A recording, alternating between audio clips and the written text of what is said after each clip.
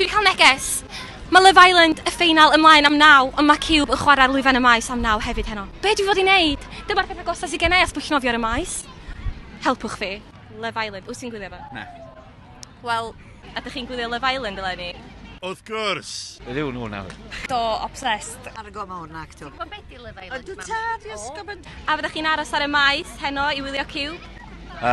Na. Mae Ciwb yn chwarae am 9 heno, Ia. ond hefyd mae'r Ffeinal heno am 9. Ia. Be dwi fod i wneud? Tough i dewis pa'n i wneud. Ydy Ciwb ar catch-up. Ych dewis chi yw nawr, bydden ni'n osgoi Love Island, ond... Wel, fydd Love Island ar iPlayer, fi? ITV, please. ITV Play, sorry.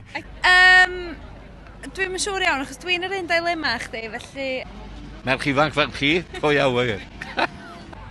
So neb mewn bikinis ar Llyfyn y Maes, so dwi'n dall y problem chdi. Okay, now watch out Lwyfan y Maes a gwylio Love Island. Multitask. Yeah, of course. Gan fo chdi magician, a ti'n gallu gwneud triciau, ti'n meddwl wedi roi stop ar amser i mi, so wedyn dydw i ddim yn cael gwybod pwy yw'r enillwr.